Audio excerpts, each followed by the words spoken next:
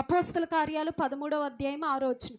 వారు ఆ ద్వీపం అందంతటా సంచరించి పాపు అను ఊరికి వచ్చినప్పుడు గారడివాడును అబద్ధ ప్రవక్తయునైన బరి యేసు అను ఒక యూదుని చూచిరి. ఇతడు వివేకము గలవాడై సెర్గి పౌలు అనే అధిపతి యొద్ద నుండెను. అతడు బర్నబాను సౌలును పిలిపించి దేవుని వాక్యము వినగోరెను.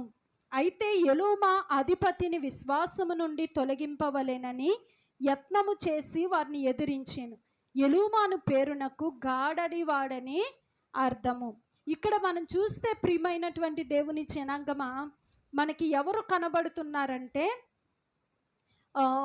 బర్ యేసు అనేటువంటి ఒక యూదుడు కనబడుతున్నాడు. అలానే సెర్గి పౌలు అనేటువంటి మరొక వ్యక్తి ఇద్దరు కనబడుతున్నారు. అయితే ప్రియమైనటువంటి దేవుని జనాంగం, ఇక్కడ మనం చూసాం, వారు ఆ ద్వీపం అందంతటా సంచరించి పాపు అను ఊరికి వచ్చినప్పుడు. ఎవరు పాపు అనేటువంటి ఊరికి వచ్చారండి? 13వ అధ్యాయము 2వ వచనం నేను ఒకసారి చదువుతాను. వారు ప్రభువును సేవించుచు ఉపవాసము చేయుచుండగా పరిశుద్ధాత్మ నేను బర్నబాను సౌలును పిలిచిన పని కొరకు వారిని నాకు ప్రత్యేకపరచుడని వారితో చెప్పాను. హల్లెలూయా. ఇక్కడ మనం ఆలోచన చేస్తే ప్రియమైనటువంటి దేవుని జనాంగమా, అపోస్తులు సంఘములో ఉపవాసం ఉండి పెద్దలు ప్రార్థన చేసుకుంటూ ఉండగా పరిశుద్ధాత్మ దేవుడు వారితో మాట్లాడుతున్నాడు. ఎవరు మాట్లాడుతున్నారండి? ఏమని మాట్లాడుతున్నారంటే, నేను పౌలును బర్నబాను ఏ పని కోసం అయితే ఏర్పాటు చేసుకున్నానో ఆ పని కోసం వారిని ప్రత్యేకించి వారిని నియమించుడి అని చెప్పటం జరిగింది. ఇక్కడ మనం చూస్తే ప్రియమైనటువంటి దేవుని జనాంగమా, పౌలు బర్నబా ఇరువురు కూడా పెద్దల చేత అభిషేకించబడి వారిని సువార్త ప్రకటించుటకు దేనికోసం నియమించారండి? దేవుని సువార్తను ప్రకటించటానికి, రోగుల్ని బాగు చేయటానికి, దెయ్యములు పట్టినటువంటి వారికి విడిపించుట కొరకు పెద్దలు వారిని అభిషేకించి అధికారం ఇచ్చి వారిని పంపించటం జరిగింది. ఇప్పుడు వీరి పని ఏంటి అంటే, గ్రామ గ్రామానికి వెళ్ళి ప్రతి ఒక్క గ్రామంలో ప్రతి ఒక్క వ్యక్తికి సువార్తను అందించటం వీరి యొక్క ముఖ్య పని అయి ఉన్నది. హల్లెలూయా. అలాగ ప్రకటిస్తూ పాపు అనేటువంటి ఒక గ్రామానికి వచ్చినప్పుడు ప్రియమైనటువంటి దేవుని జనాంగమా, అక్కడ ఒక ఇద్దరు వ్యక్తులు కనబడుతున్నారు. ఎంతమంది అండి? ఒక ఇద్దరు వ్యక్తులు కనబడుతున్నారు. వారు ఎవరు అంటే, గారడివాడును అబద్ధ ప్రవక్తయునైన బర్ యేసు అను ఒక యూదుడు. రెండో వ్యక్తి ఎవరు అంటే సెర్గే పౌలు అను అధిపతి. ఈ యొక్క సెర్గే పౌలు అనే వ్యక్తి దగ్గర గారడివాడు పని చేస్తున్నాడు. ఏం చేస్తున్నాడండి? గారడివాడు చేసే పని ఏంటంటే మాయా మంత్రాలు చేసి ప్రజల్ని మోసగించటం వాడి యొక్క పని. ప్రియమైన దేవుని బిడ్డ, ఇప్పుడు ఇక్కడ ఉన్నటువంటి అధిపతి ఎవరు అంటే ప్రియమైనటువంటి దేవుని జనాంగమా, సెర్గి పౌలు అనే అధిపతి పౌలును బర్నబాను పిలిచి ఏం చేస్తున్నాడంటే వాక్యం వినగోరాడంటండి. అంటే వాక్యం వినాలని ఆశతో ఉన్నాడు. హల్లెలూయా. నిజంగా ప్రియమైనటువంటి దేవుని జనాంగమా, ఈ దినాల్లో వాక్యం వినటానికి చెవియొగ్గే వారు చాలా తక్కువ మంది, లోక వార్తలు వినటానికి చెవియొగ్గే వారు చాలా ఎక్కువ మంది. కానీ ప్రభు వాక్యం ఏమని సెలవిస్తుందంటే, మీరు నా మాట విని నన్ను పంపిన వాని అందు విశ్వాసమించువాడు నిత్య జీవము గలవాడు. ఎవరు నిత్య జీవానికి వారసులు అంటండి? యోహాను సువార్త 5వ అధ్యాయం 24వ వచనంలో వ్రాయబడిన, తీయొద్దు నేను చెప్తాను, నా మాట విని నన్ను పంపిన వాని అందు విశ్వాసం ఉంచువాడు నిత్య జీవము గలవాడు. అతడు తీర్పులోనికి రాక మరణము నుండి జీవములోనికి దాటి ఉన్నాడని దేవుని వాక్యం సెలవిస్తుంది. ఎవరు నిత్య జీవము గలవారు, నిత్య జీవానికి వారసులు అంటే ప్రియమైన దేవుని బిడ్డ, ఆయన మాట వినేటువంటి వారు నిత్య జీవానికి వారసులు. ఇక్కడ కూడా ప్రియమైనటువంటి దేవుని జనాంగమా, ఈ యొక్క పౌలుని బర్నబాని పిలిచి అధిపతి ఏం చేస్తున్నాడంటే వాక్యము వినాలని అనుకుంటున్నాడు. కానీ ఎలూమా అనబడినటువంటి గారడివాడు ఏం చేస్తున్నాడంటే ఆ విశ్వాసములో నుండి అధిపతిని తప్పించేస్తా ఉన్నాడంటండి. వాక్యాన్ని విన్నవట్ల పౌలు బర్నబాలు చక్కగా తేటగా దేవుని వాక్యాన్ని, దేవుని రాజ్యం గూర్చి, నీతిని గూర్చి, ఆశా నిగ్రహాన్ని గూర్చి దేవుని వాక్యాన్ని ఆ వ్యక్తికి బోధిస్తూ ఉంటే ఈ వ్యక్తి గారడివాడు ఏం చేస్తున్నాడండి? వాక్యాన్ని విననివ్వట్లేదు ప్రియమైన దేవుని బిడ్డ. రెండవదిగా విశ్వాసము నుండి తప్పించేస్తున్నాడంట. అంటే వీరు చెప్పే మాటలకు ఆ వ్యక్తికి ఏం కలుగుతుందండి? విశ్వాసం కలుగుతుంది చక్కగా. అవునా, దేవుడు అంత గొప్పవాడండి, ఇప్పటి వరకు నేను మాటలు వినలేదు, ఈ దేవుడు గురించి నాకేమీ తెలియదు, నిజంగా దేవుడు గుడ్డివారికి చూపునిచ్చాడా, కుంటివారిని నడిపించాడా, చనిపోయిన వారిని బ్రతికించాడా, అంత మాత్రమే కాకుండా ఆయన చనిపోయి 3వ దినాన్న తిరిగి లేచాడా, మన కొరకు ఒక రాజ్యాన్ని సిద్ధపరుస్తున్నాడని వింటూ విశ్వాసంలో బలపడుతూ ప్రియమైన దేవుని బిడ్డ దేవుని వైపుకు నడుస్తూ ఉంటే ఈ గారడి వాడు ఏం చేస్తున్నాడంటే, వారంతే అలానే చెప్తారు, అన్ని మోసపు మాటలే, ఏది కూడా నువ్వు వినొద్దని ప్రియమైనటువంటి దేవుని బిడ్డ వీరు బోధిస్తుంటే ఈ గారడి వాడు ఏం చేస్తున్నాడంటే అడ్డుపడిపోతున్నాడు, విశ్వాసంలోంచి తప్పించేస్తా ఉన్నాడు, ఆ వాక్యాన్ని విననివ్వట్ల. వెంటనే పౌలుకి కోపం వచ్చింది. ఏమొచ్చిందండి? ఏమంటాడు కోపం వచ్చి ప్రియమైన దేవుని బిడ్డ? 9వ వచనం. అందుకు పౌలు అనబడిన సౌలు పరిశుద్ధాత్మతో నిండిన వాడే. ఒక్క నిమిషం అమ్మ, ఇక్కడ పౌలు ప్రియమైనటువంటి దేవుని జనాంగమా తనకు తానుగా వెళ్ళి దేవుని సువార్తను ప్రకటించట్లా. ఏ నింపుదల కలిగి ఉన్నాడండి? ఇక్కడ వ్రాయబడింది స్పష్టంగా ప్రియమైనటువంటి దేవుని జనాంగమా పరిశుద్ధాత్మతో నింపబడిన వాడై. హల్లెలూయా. ఇప్పుడు సేవ చేసేటువంటి సేవకులకైనా వాక్యాన్ని వినేటువంటి మీకైనా అర్థమవుతున్నాయండి నా మాటలు? సేవ చేసి వాక్యం చెప్పే మాకైనా వినే మీకైనా ఏం కావాలి అంటే పరిశుద్ధాత్మ దేవుడు మీలో కొలువై ఉండాలి, మీలో నివాసం చేయాలి. ఏమై ఉండాలండి? మీలో నివాసం చేయాలి. ఎందుకంటే యోహాను సువార్త 14వ అధ్యాయం 16వ వచనాన్ని ఒకసారి చదువుదాం. యోహాను సువార్త 14వ అధ్యాయము 16వ వచనాన్ని స్పష్టంగా చదవాల్సిందిగా. అమ్మా, నేను తండ్రిని వేడుకొందును మీ వద్ద ఎల్లప్పుడూ నుండుటకై ఆయన వేరొక ఆదరణకర్తను అనగా సత్యస్వరూపియగు ఆత్మను మీకు అనుగ్రహించును. లోకము ఆయనను చూడదు, ఆయనను ఎరగదు గనుక ఆయనను పొందనేరదు. మీరు ఆయనను ఎరుగుదురు, ఆయన మీతో కూడా నివసించును, మీలో ఉండును. మిమ్ములను అనాథులుగా విడువను, మీ వద్దకు వత్తును. చాలమ్మ. ఇక్కడ చూస్తే ప్రియమైనటువంటి దేవుని బిడ్డ యేసు ప్రభు వారు ఏమంటున్నారంటే మన కోసం ఆయన వేడుకుంటారంటండి.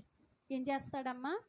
ఏమని వేడుకుంటాడంటే నేను తండ్రిని వేడుకొందును మీ వద్ద ఎల్లప్పుడూ నుండుటకై ఆయన వేరొక ఆదరణకర్తను అనగా సత్య స్వరూపియగు అంటే అబద్ధమాడే ఆత్మ కాదమ్మా, సత్య స్వరూపియగు ఆత్మను మీకు అనుగ్రహించును. హల్లెలూయా. ఆయన ఏం చేస్తాడంటండి?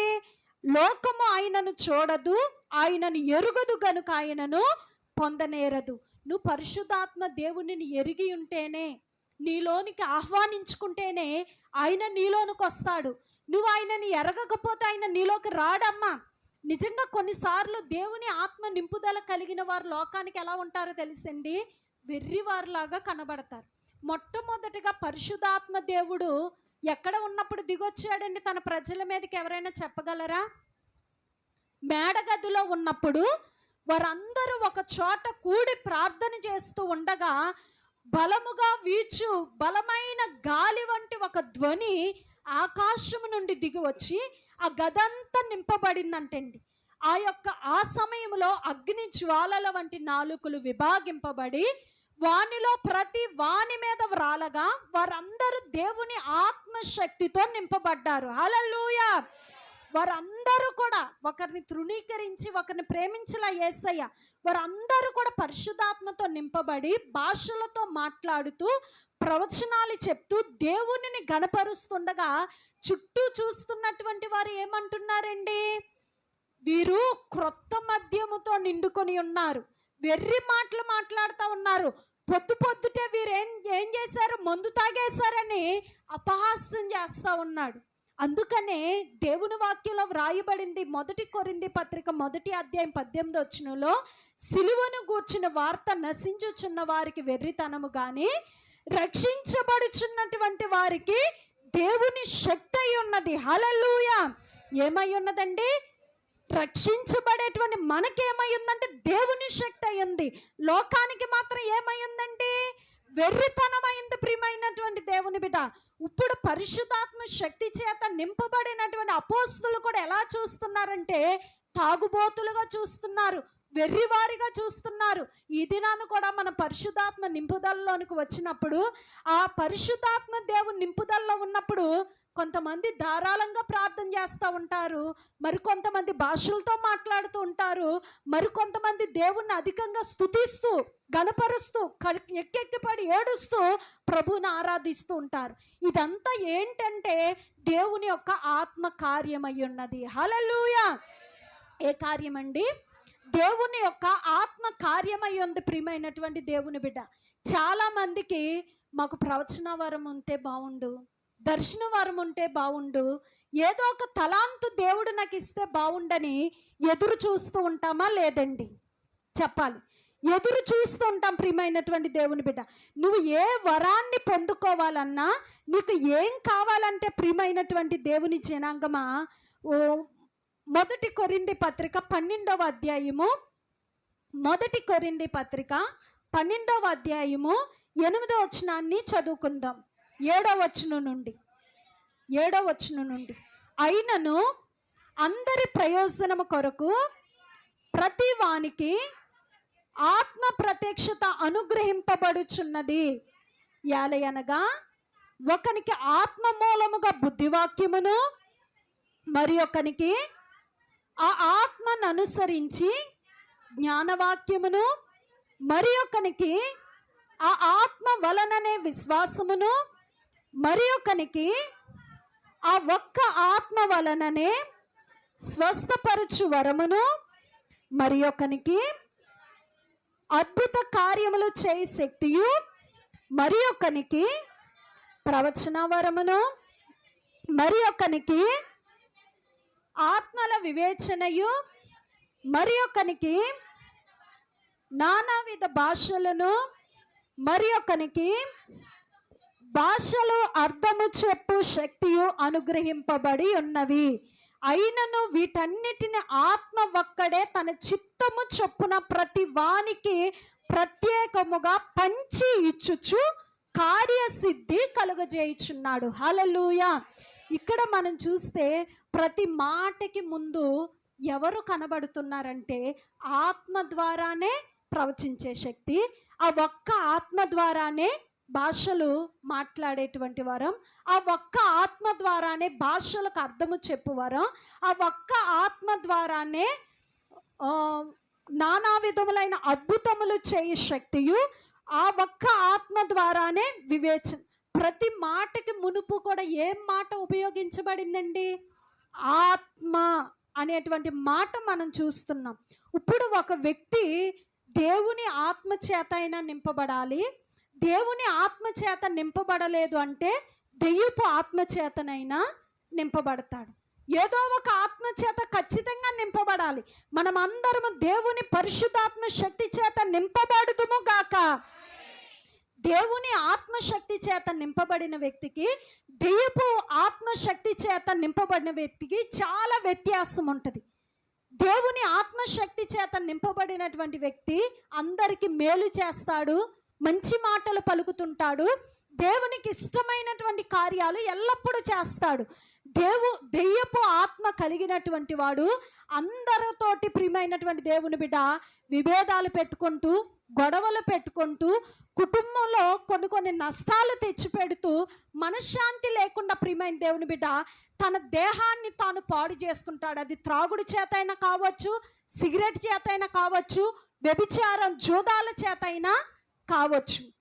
ఇక్కడ మనం చూస్తే ప్రియమైనటువంటి దేవుని జనాంగమా, ఇక్కడ వ్రాయబడినటువంటి మాట ఏంటంటే, ఇందాక నేను మీకు చెప్పినటువంటి మాట ఏంటండి, ఏదో ఒక తలాంతు దేవుడు నాకు ఇస్తే బాగుండు అని ఆశపడతాం. ఏమ్మా, ఇన్నాళ్ళు అవుతుంది ఇంకా దేవుని స్వరాన్ని నేను వినలేదు, ఇన్ని సంవత్సరాలుగా నేను దేవుని సన్నిధికి వస్తున్నాను, కానీ ఎప్పుడు ఆయన్ని నేను కన్నులారా చూడలేదే. నిన్నగాక మొన్న వచ్చిన వారు చక్కగా నిలబడి నేను దేవుని ప్రత్యక్షతను చూశానండి, దేవుని స్వరాన్ని విన్నానని సాక్ష్యం ఇస్తున్నారు.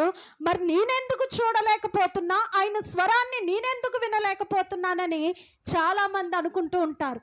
నీకు దేవుని యొక్క కార్యాలు నువ్వు చూడాలన్నా, ఒక తలాంతును పొందుకోవాలన్నా నువ్వు ఏం కావాలంటే పరిశుద్ధాత్మ దేవుని యొక్క నింపుదలలోనికి నువ్వు రావాలి. హల్లెలూయా. ఇక్కడ మనం చూస్తే ప్రియమైనటువంటి దేవుని బిడ్డ, ఆత్మశక్తి చేత నువ్వు నింపబడకపోతే నువ్వు ఏది పొందుకోలేవు. ఏంటి ఇక్కడ వ్రాయబడిన మాట ఏమంటే, చక్కటి మాట మనం వివరిద్దాం. ఆత్మ వలననే స్వస్థపరచు వరములను మరి ఒకనికి అద్భుతములు చేయ శక్తియు దేవుడు అనుగ్రహించాడంట. అద్భుతములు చేయ శక్తి దేని ద్వారా వచ్చిందండి? పరిశుద్ధాత్మ నింపుదల కలిగి ఉండటం ద్వారా. ఇక్కడ కూడా ఈ యొక్క సువార్త ప్రకటించడానికి వెళ్ళినటువంటి పౌలు దేని చేత నింపబడ్డాడంటే, ప్రియమైన దేవుని బిడ్డ, ఇందాక మనం చదివాం. ఏమని చదివామండి? పౌలు అనబడిన సౌలు పరిశుద్ధాత్మతో నిండిన వాడై. హల్లెలూయా. దేని చేత నింపబడ్డాడండి? పరిశుద్ధాత్మ శక్తితో. మీరు ప్రార్థన చేస్తున్న ప్రతిసారి కూడా దేవుణ్ణి అడగాలి. ఏమని? తండ్రి, ఆదరణకర్తగా నువ్వు పంపబడిన పరిశుద్ధాత్మ శక్తి చేత మమ్మల్ని నింపండి. నీ ఆత్మ తలాంతులు, వరాలు మాకు దయచేయండి. ఆత్మలో ఎన్ని విముడు ఉన్నాయండి? భాషావరం, ప్రవచనవరం, వివేచనవరం, భాషలకు అర్థం చెప్పేవారు. ఇవన్నీ దేని మూలంగా జరుగుతున్నాయంటే ఆ పరిశుద్ధాత్మ దేవుని నింపుదలను బట్టే ఆయన పంచి ఇస్తూ ఉన్నాడంటండి. హల్లెలూయా, హల్లెలూయా. ఇప్పుడు ఈ పరిశుద్ధాత్మ శక్తి చేత పౌలు నింపబడగా అక్కడ జరిగినటువంటి కార్యం ఏంటంటే, ప్రియమైన దేవుని బిడ్డ, 10వ వచనం, అతని తేరి చూచి, అపోస్తల కార్యాలు 13వ అధ్యాయము 9వ వచనం, అందుకు పౌలు అనబడిన సౌలు పరిశుద్ధాత్మ శక్తితో నింపబడిన వాడై అతని తేరి చూచి, సమస్త కపటముతోనూ సమస్త దుర్మార్గతతోనూ నిండినవాడా, అపవాది కుమారుడా, సమస్త నీతికి విరోధి, నీ ప్రభు యొక్క తిన్నని మార్గములను చెడగొట్టుట మానవా. చాలదన్న. ఇక్కడ మనం చూస్తే ఏమో అర్థమవుతున్నాయన్న మాటలు.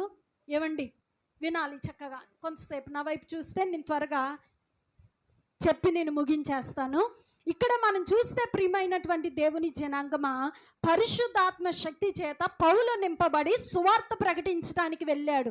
ఎవరికి సువార్త ప్రకటిస్తున్నాడంటే, సెర్గే పౌలు అనేటువంటి అధిపతికి సువార్త ప్రకటిస్తుంటే అతని దగ్గర పనివాడిగా ఉండి పనిచేస్తున్నటువంటి గారడి వారైనటువంటి బర్యేసు అనేటువంటి ఒక వ్యక్తి, యూదుడే ఇతడు, కానీ ఏం చేస్తూ బ్రతుకుతున్నాడండి?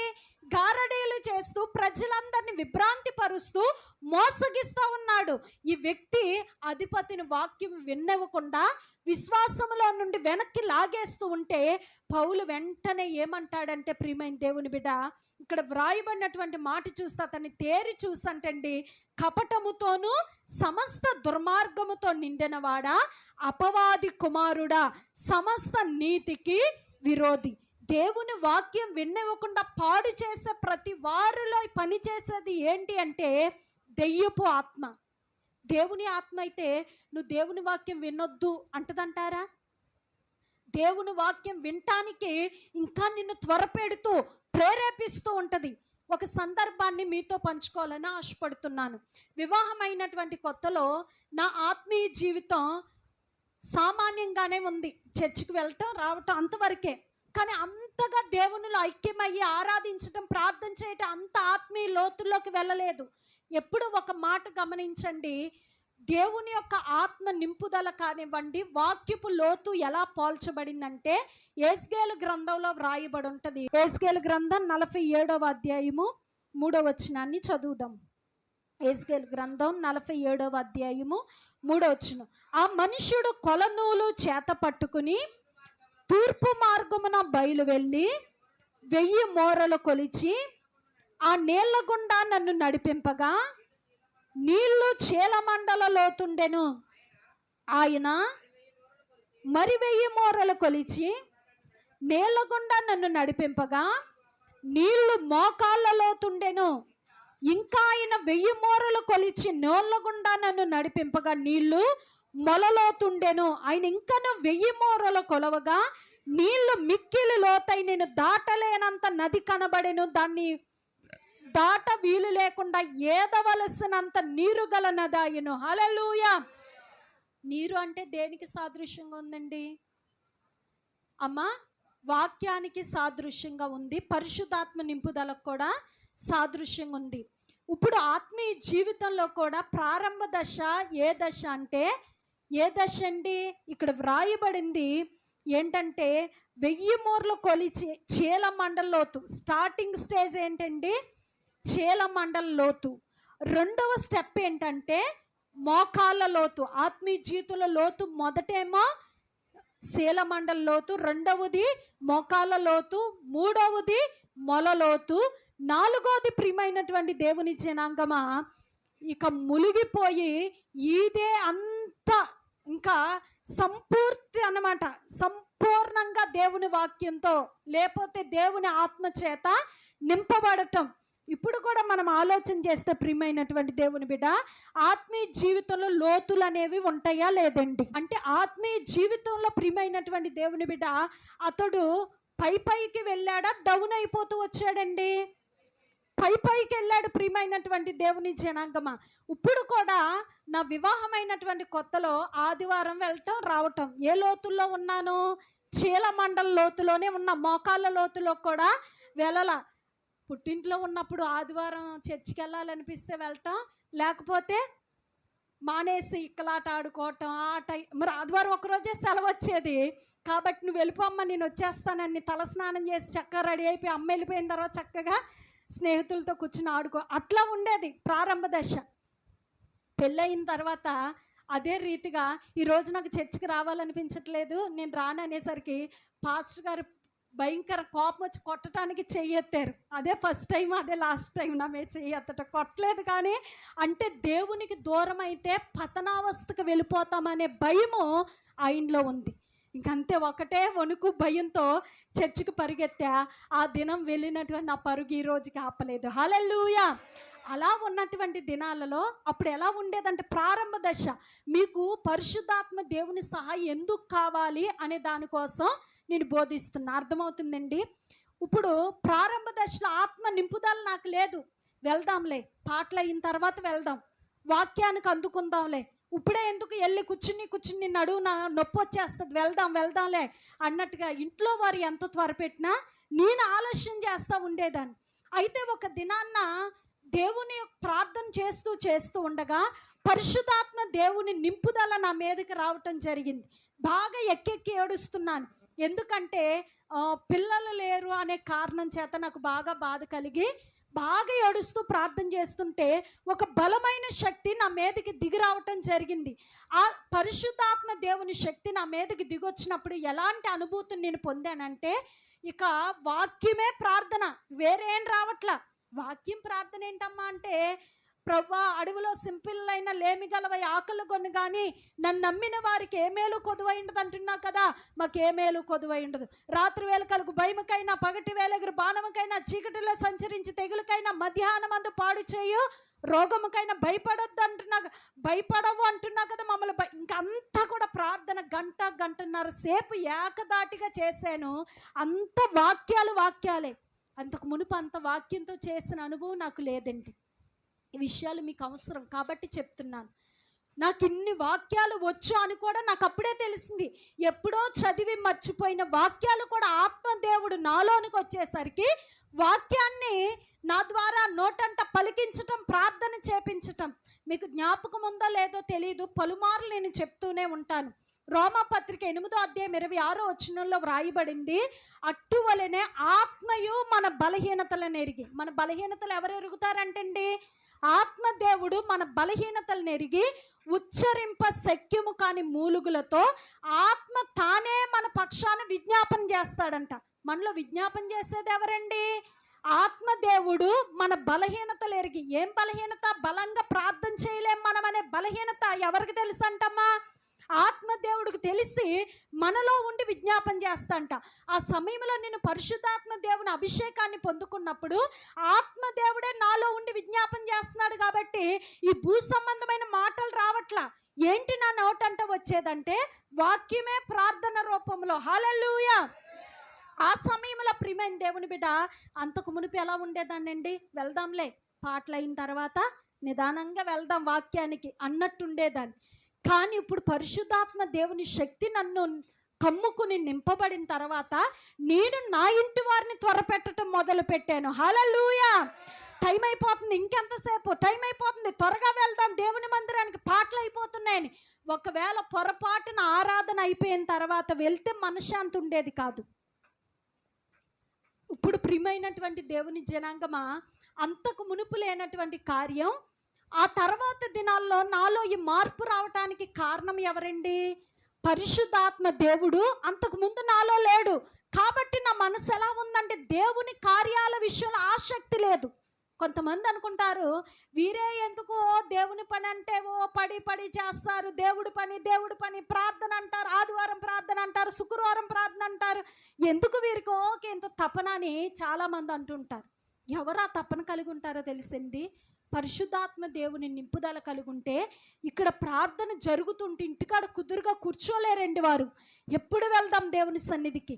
కొరాహు కుమారుడు అంటాడు కదండి 84వ కీర్తన 2వ వచనంలో, యెహోవా మందిర ఆవరణములను చూడవలనని నా ప్రాణం ఎంతో ఆశపడుచున్నది. జీవము గల దేవుని మందిరమును చూడవలన నా హృదయము నా శరీరం ఆనందముతో కేకలు వేస్తుంది. ఏం చేస్తుందంటండి? కేకలు వేస్తుంది. హల్లెలూయా. ఇప్పుడు దేవుడు స్టార్టింగ్లో నేను ఏ లోతుల్లో ఉన్నానండి? శీలమండు లోతు. ఆ తర్వాత దేవుడు ఏ లోతుల్లోకి నడిపించాడండి? మోకాళ్ళ లోతులు. ఇప్పుడు ఏమైపోయిందంటే ఎప్పుడు కూడా పొద్దుటే వంట చేసుకోవటం, క్యారేజ్ పెట్టి పాస్టర్ గారు డ్యూటీకి పంపించేయటం, చక్కగా సినిమా సీరియల్ పెట్టుకుని కూర్చోవటం, చూసినంతసేపు చూడటం, భోంచేయటం, పడుకోవటం, మరలా సాయంత్రం లేవటం, మరలా పని అయిపోయాక మరలా టీవీ. ఇప్పుడు పరిశుద్ధాత్మ దేవుని నింపుదల వచ్చిన తర్వాత సినిమా లేదు, సీరియల్ లేదు. ఏం చేయటం మొదలుపెట్టే, ఎప్పుడు పని అయిపోతుందా ప్రార్థన చేయాలి, ఎప్పుడు పని అయిపోతుందా, ఇంకా పని అవ్వలేదా, నాకు టైం అయిపోతుంది ప్రార్థన చేయాలి, త్వరపెట్టడం. నాలో ఆత్మదేవుడు వెంటనే పని అంతా అయిపోయిన తర్వాత స్నానం చేసి చాపేసుకుని బైబిల్ చదవటం, ప్రార్థన చేయటం, బైబిల్ చదవటం, ప్రార్థన చేయటం. భక్తుల జీవిత చరిత్రలు కూడా ఎక్కువ చదివేదాన్ని. అవి నన్ను దేవుని యొక్క ఆత్మీయ జీవితంలో లోతుల్లోకి నడిపించే. హల్లెలూయా. ఇప్పుడు మోకాళ్ళ లోతు కాస్త ఏ లోతులోకి వచ్చిందండి? మొల లోతులోనికి దేవుడు నడిపించాడు. ప్రియమైన దేవుని బిడ్డ, రాను రాను రాను రాను దినాలలో దేవునికి దగ్గరయ్యే క్రమంలో శోధనలు, సమస్యలు కూడా ఉంటాయి కదండి. డైరెక్ట్గా దెయ్యాలు వచ్చేసి మాట్లాడేసి, ఒక దినాన ప్రార్థన చేసుకుంటూ ఉన్నాను, విపరీతంగా తలనొప్పి వచ్చేస్తుంది. ఇంకా ప్రార్థన చేయలేక వెళ్ళి మంచమే పడుకున్న సమయంలో ఆ తలుపు దగ్గరే ఒక్కదాన్నే ఉన్నాను, ఎవ్వరు లేరు. తలుపు దగ్గర నిలబడి అంటుంది, పక్కపక్క నవ్వుతూ, నీకు తలనొప్పి రప్పించింది నేనే అని స్పష్టంగా మాట్లాడుతుంది. నీకు అంత శక్తి లేదు, నా దేవుడు నీ శక్తి కంటే శక్తి కలిగిన దేవుడు, ప్రభువా దీన్ని నా దగ్గర నుంచి దూరపరచు అని ఒకే ఒక్క మాట అన్నానండి. ఇక అక్కడ కనబడలేదు. ప్రశాంతంగా నిద్ర అయిపోయా. మరలా రెండోసారి రెండో అనుభవాన్ని, చాలా ఉన్నాయి అన్నీ చెప్పను కానీ ఇది చెప్పి నీ వాక్యంలోకి వెళ్తా. రెండోసారి చర్చిలోకి వెళ్ళాను, కూర్చున్నాను, వాక్యం వింటూ ఉన్నాను. సగం వాక్యం అయ్యేసరికి ఇక కూర్చోలేకపోతున్నా, నిలవలేకపోతున్నా, విపరీతమైనటువంటి తలనొప్పి కింద నీరసం వచ్చేస్తున్నట్టుంది. ఇక అంతే వచ్చేసా. ఇంటికి కానుకల సేకరణ అవుతుండగా కానుకేసి ఇంటికి వచ్చేసి పడుకున్నా. ఇంట్లో పడుకుంటే ప్రియమైన దేవుని బిడ్డ, భూమి మీద నుండి ఆ ఇల్లు డాబా సీలింగ్ వరకు కూడా రౌండ్గా అదొక రూపం, ఆకారం అయితే ఏమీ లేదు, కానీ ఒక వెలుతురులాగా. నా చిన్నప్పుడు కిటికీలు తీసి పడుకుంటే పొద్దుటే వెలుగు వస్తే ఆ కిటికీలోకి ఇలా తన్నుకుంటూ వచ్చేది, స్పష్టంగా కనబడేది. అలాంటిది ఒక నీడలాగా భూమి మీద నుండి ఆ సీలింగ్ పై వరకు కూడా ఉండి నా దగ్గర కొంచెం కొంచెం నడుచుకుంటూ వచ్చేస్తున్నట్టు నేను చూస్తున్నాను. వెంటనే ప్రభువా దీన్ని నా దగ్గర నుంచి తీసేయి, లయపరచు అనగానే ఆ ప్రక్కనే స్పష్టంగా నేను చూశాను. ఆయన ముఖమైతే నాకు చూడలేకపోతున్నాను, కానీ ఒక వెలుగుతోటి ఒక అంగీ వేసుకున్నటువంటి ప్రభు అయిన దేవుడు అక్కడ నిలబడ్డారు. ఆయన ఎప్పుడైతే ఇలా దిగొచ్చారో అది మాయమైపోవటం జరిగింది. హల్లెలూయా, హల్లెలూయా. ఇలాగ ఒకటి కాదు, రెండు కాదు, చాలా అనుభవాలు ఉన్నాయి. దేవుని యొక్క ఆత్మీయ లోతుల్లోనికి వెళ్ళేటువంటి దశలో ఒక దశ అనేది ఉంటుంది. ఆ దశలో ప్రియమైన దేవుని బిడ్డ ఈ యొక్క దురాత్మ సమూహాలతో కూడా కొంచెం మనం పోరాడాల్సి ఉంటుంది. అదొక స్టెప్. ఇంకా ఆ స్టెప్ దాటుకుని ఇంకా నడవలేక ఈదేటువంటి దశకు వస్తాం కదండి. చదివేమా లేదండి, ఇక నడిచేటువంటి పరిస్థితి లేక ఈదుకుంటూ వెళ్తున్నాడట. ఆ దశకు వచ్చాక ఇంకా అపవాది శోధన అనేది ఉండదు, దాన్ని జయించేస్తాం. మాకు అడుగుతుంటారు, ఇప్పుడంటే కారు వచ్చింది, అంతకు మునుపు బండి మీద వెళ్ళేవాళ్ళం కదండి. అటువంటి టైంలో రాత్రిపూట మీటింగ్కి వెళ్ళి వస్తూ ఉంటాం, 1 గంట 2 ఆ టైం అవుతుంటే, అమ్మ రాత్రిపూట ఒంటరిగా వస్తారు కదా, మీకేమన్నా కనబడతాయా రాత్రిపూట? ఆ చీకట్లో సేవకుల్ని వెంబడిస్తూ ఉంటాయి కదా అని అడుగుతుంటే, ఆ స్టేజ్ ఆల్రెడీ ఒక విశ్వాసగా ఉన్నప్పుడే నేను జయించి దాటేసా. ఇంకా చాలా ఉన్నాయి, మీకు చెప్పలేదు. కానీ అయితే ప్రియమైన దేవుని బిడ్డ, ఇప్పుడు మాత్రం అలాంటి ఏమీ కూడా మాకు కనబడిన పరిస్థితి లేదు. ప్రశాంతంగా వెళ్ళటం, ప్రార్థన చేసేయటం, వచ్చేయటం. ఒక దినాన్న అయితే ఎప్పుడు ఇంటికి వెళ్ళగానే, ప్రభువా మాతో ఇప్పుడు ఏదైనా వస్తే వాటిని ఇప్పుడే యేసు నామములో కాల్చివేస్తున్నాం, మాతో ఏ చీకటి లోపలికి రాకూడదని ప్రార్థన చేసుకుని గదిలోకి వెళ్ళేవాళ్ళం. ఏముండేది కాదు, ప్రశాంతంగా పడుకుండిపోయేవాళ్ళం. ఒకరోజు ఒక ఆమె తన ఇంటి పక్కన ఒక వ్యక్తి చనిపోతే బాగా భయం పట్టేసుకుంది ఈవిడికి. సన్నిహితంగా ఉండేవారు, ఇంకా ఆయనే జ్ఞాపకం వస్తున్నారు. ఏదో ఒక అలజడి భయం. అయ్యగారు ప్రార్థన చేసి వెళ్ళండి, నా పరిస్థితి ఏం కూడా బాగాలేదు, పీడ కలవట్లు వస్తున్నాయి అంటే వెళ్ళి ప్రార్థన చేసి వచ్చేసాం. రాత్రి 11 అయిపోయింది. మేము చేసిన పొరపాటు ఏంటంటే, ఆ గుమ్మం దగ్గర నిలబడి ప్రార్థన చేసుకోకుండా ఇంట్లోకి వెళ్ళిపోయి పడుకుండిపోయాం. బాగా లేట్ అయిందనేసి, బాగా అలసటగా ఉంది, పడుకుండిపోయాం. పడుకుండిపోతే ఒక 3 వ్యక్తులు పురుషుల రూపంలో మంచం చుట్టూ తిరిగేస్తూ ఉంటే ప్రియమైన దేవుని బిడ్డ నాకు స్పష్టంగా కనబడుతున్నారు. ఆ దినాల్లో 40 రోజులు ఉపవాసం ఉండి మంచి ఆత్మాభిషేకంతో నింపబడ్డామేమో. ఇలాగ ఏదైనా వచ్చినా డైరెక్ట్గా చూస్తూ ఉండగానే కనబడిపోయేది ఒక చీకటి శక్తి. అది ఎవరిలో ఉన్నా, అది ఏ రూపంలో లోపలికి వచ్చిందో కూడా కనిపిస్తే వెంటనే లేచి పాస్టర్ గారిని లేపి ప్రార్థన చేసి గద్దించి ఒక గ్లాసులో నీళ్ళు తీసుకుని తైలం అందులో పోసి చుట్టూ రక్త ప్రోక్షణ చేస్తే మా పెద్ద బిడ్డ ఒకే ఒక కేకేసాడు, కెవ్వుమని. ఇంకా అది వెళ్ళిపోయింది. తర్వాత ప్రశాంతంగా పడుకున్నాం. మళ్ళీ రెండోసారి పడుకుంటే ఇంకా ఏమి కూడా అంటే ఒక్క మాట గమనించండి. ఇది చెప్పడానికి కారణం ఏంటంటే, మనం బయట నిలబడి ప్రభువా మాతో ఏది వచ్చినా దాన్ని యేసు నామంలో కాల్చివేస్తున్నాం, మాతో ఏది లోపలికి రాకూడదన్నప్పుడు అవి నిజంగా కాల్చివేయబడేవా లేదండి. దేవుడు అవి కాల్చివేసి ఏది లోపలికి వచ్చేది కాదు. ఆ రోజు ఆ ప్రార్థన చేసుకోవటం మానేసాం. ఏమైంది, దానికి తావు దొరికింది లోపలికి రావటానికి. అప్పటి నుంచి ఎక్కడ రాత్రిపూట సువార్తకు వెళ్ళినా ప్రార్థన చేసుకుని లోపలికి వస్తూ ఉంటాం. హల్లెలూయా, హల్లెలూయా. కాబట్టి ప్రియమైనటువంటి దేవుని జనాంగమా, ఆత్మీయ జీవితంలో ఏముంటాయంటే లోతులు ఉంటాయి. చీలమండ లోతు, మోకాళ్ళ లోతు, మొల్లోతు, ఇంకా ఫుల్గా నడవలేక ఈత కొట్టే లోతుల్లోనికి దేవుడు మిమ్మల్ని నడిపించును గాక. ఆమె ఈ భక్తి నాకు చాలు అని మీరు అనుకోవద్దండి.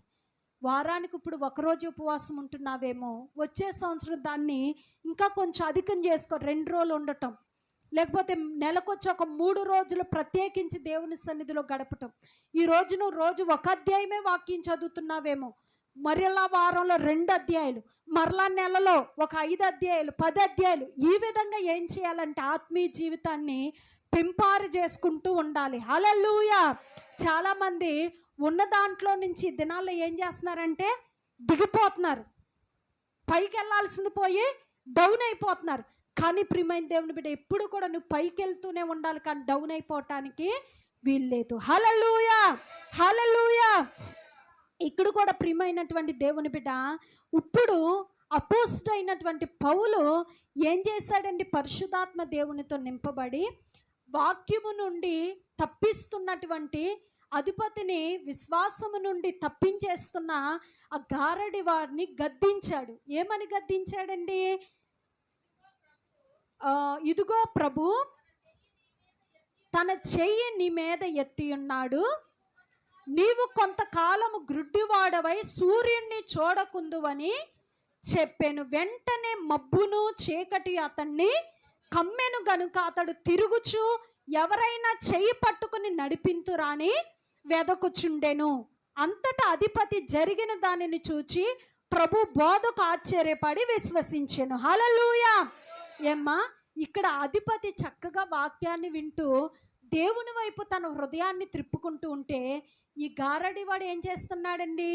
త్రోవ తప్పించేస్తా ఉన్నాడు. వీరు అలానే చెప్తారు, అలాగే అంటారు, అన్ని అబద్ధాలే, అన్ని మోసపు మాటలే ఇవి అంటూ. ఎందుకని?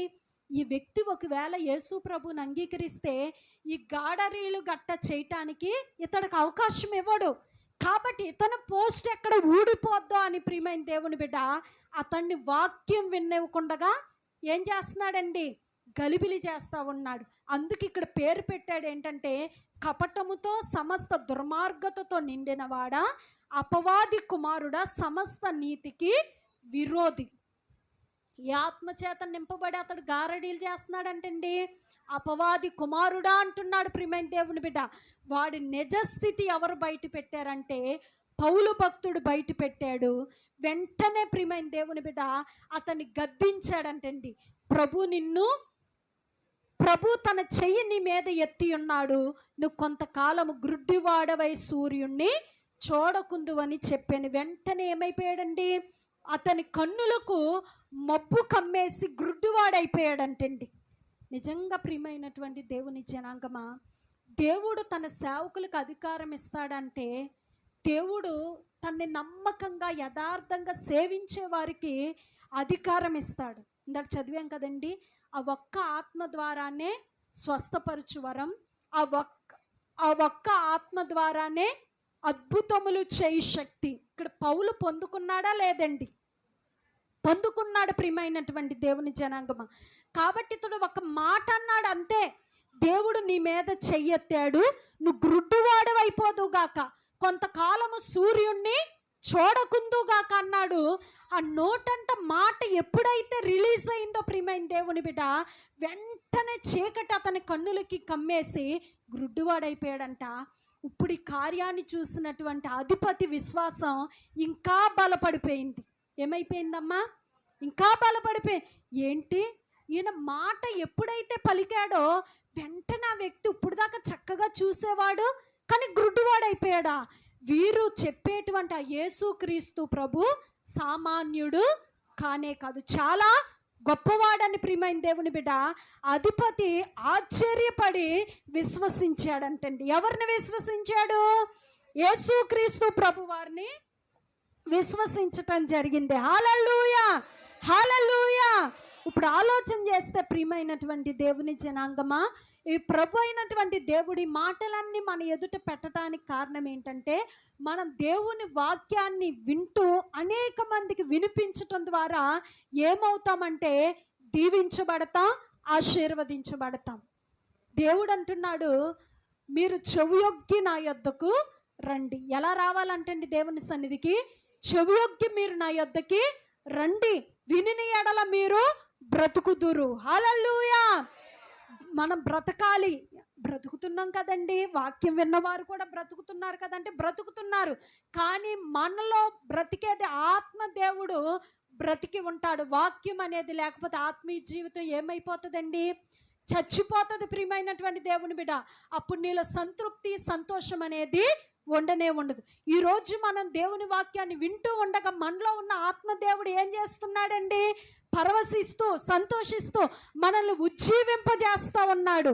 ఈ యొక్క ఉజ్జీవం మన ఎముకలకి ఏమిస్తుందంటే శక్తిని, సత్తువుని, ఆరోగ్యాన్ని, బలాన్ని ఇస్తుంది. హల్లెలూయా. కొంతమంది వ్యక్తులు ప్రియమైనటువంటి దేవుని జనాంగమా సర్వే చేసి తెలుసుకున్నటువంటిది ఏంటిది అంటే చర్చికి వెళ్ళి వాక్యం వినేవారు సూసైడ్ చేసుకునేటువంటి కేసులు చాలా తక్కువ ఉన్నాయంటండి. సూసైడ్ చేసుకునేటువంటి వారి యొక్క కేసులు ఎక్కడ ఎక్కువ ఉన్నాయంటే చర్చికి వెళ్ళనటువంటి వారు, వాక్యం విననటువంటి వారే ఎక్కువగా సూసైడ్ చేసుకుని చచ్చిపోతున్నారంట. అంటే దేవుని వాక్యం వినే వారి యొక్క సంఖ్య చాలా తక్కువగా ఉండటానికి కారణం ఏంటండి? వాక్యంతో ప్రభు అయినటువంటి దేవుడు మనల్ని ఆదరించి కొన్ని ఒత్తుళ్ళు ఉంటాయి మనకి ప్రతి ఒక్కరి కుటుంబంలో ఏంటి, అవి బంధువుల ద్వారా కావచ్చు, ఆర్థిక ఇబ్బందుల ద్వారా, అనారోగ్యాలు, ఒక్కొక్కరికి ఒక్కొక్క విధమైన ఇబ్బంది. ఏ ఇబ్బందితో వచ్చినా సరే ప్రియమైన దేవుని బిడ్డ దేవుని సన్నిధికి రాగానే అవన్నీ కూడా మర్చిపోయి, జ్ఞాపకం ఉన్నాయండి ఇంటి విషయాలు, కొన్ని సమస్యలు, ఇక్కడికి వచ్చేటప్పుడు ఏ భారాలతో వచ్చారో ఇప్పుడు మీ ముఖాల్లో ఆ భారం దుఃఖం కనబడట్లా. ప్రభు అయిన దేవుడు మనల్ని సంతోషింపజేశాడు. హల్లెలూయా, హల్లెలూయా. కాబట్టి ఆయన మనల్ని చాలా ప్రియమైన దేవుని బిడ్డ రిలాక్స్ అవ్వటానికి, వాక్యం ద్వారా మనల్ని ఉత్తేజింపడానికి ఆ ప్రభు వాక్యం మనకు సహాయపడుతుంది కనుక ఏం కాదు, దేవుడే చూసుకుంటాడు, దేవుడే సహాయం చేస్తాడు, దేవుడే నన్ను విడిపిస్తాడనే ఒక ధైర్యము, ఒక నిరీక్షణ మనకుంది కనుక చచ్చిపోతే బాగుండని ఆలోచన మనకి రానివ్వట్లేదు. హల్లెలూయా, హల్లెలూయా. అర్చన గారి సాక్ష్యంలో మనం విన్నాం ఏంటంటే, ఏ డాక్టర్ దగ్గరికి వెళ్ళినా నువ్వు చచ్చిపోతావు అని చెప్తున్నారంటే, కానీ నీకు రోజులే నెలలు కూడా లేవు, నువ్వు చచ్చిపోతావు అంటే వాళ్ళ బంధువులు ఆమెను చర్చికి తీసుకెళ్ళినప్పుడు దేవుడు నిన్ను బాగు చేస్తాడు, నిన్ను బ్రతికిస్తాడు, నిన్ను సజీవంగా ఉంచుతాడంటే ఏమనుకుంటుందంట, ఏ డాక్టర్ దగ్గరికి వెళ్ళినా నువ్వు చచ్చిపోతావు అన్నారు, కానీ నువ్వు బ్రతుకుతావు అనే మాట మాత్రం ఇక్కడే వినబడుతుంది అని ప్రియమైనటువంటి దేవుని బిడ్డ ఆ మాటలు ఆమెకి జీవాన్ని పోసాయి అంటండి. ఆ యొక్క కుళ్ళిపోయిన గర్భము, ఎముకలు డెలికేట్ అయిపోయినటువంటి ఆ ఎముకలన్నీ కూడా ఎక్కడ బలం పొందుకున్నాయి అంటే దేవుని వాక్యం ద్వారా. హల్లెలూయా, హల్లెలూయా. కాబట్టి ప్రియమైనటువంటి దేవుని బిడ్డ మనల్ని బలపరిచి ఉజ్జీవింపజేసి శక్తినిచ్చి నడిపించేది ఏంటంటే జీవము కలిగినటువంటి దేవుని వాక్యం. ఒక్క మాట చెప్తున్నా, ప్రతి ఆదివారం దేవుని సన్నిధికి వచ్చే వారి యొక్క ముఖాలలో కనబడే సంతోషం, హృదయంలో ఉండే ఆనందం అప్పుడప్పుడు మందిరానికి వస్తూ అప్పుడప్పుడు మానేస్తూ ఒకప్పుడు వచ్చి ఒకప్పుడు మందిరానికి రాని వారి ముఖాల్లో కనబడదండి. కనబడుతుందా? ఏదో ఒక చింత వారి హృదయాల్లో, ఏదో ఒక వేదన, కన్నీరు. కానీ నమ్మకంగా ప్రతిరోజు దేవుని సన్నిధికి వచ్చే వారి హృదయాల్లో చింత దేవుడు ఉండనీయడు, తీసివేస్తాడు. హల్లెలూయా. దేవుడి మాటలు మీ హృదయంలో ముద్రించి ఫలింపచేయును గాక.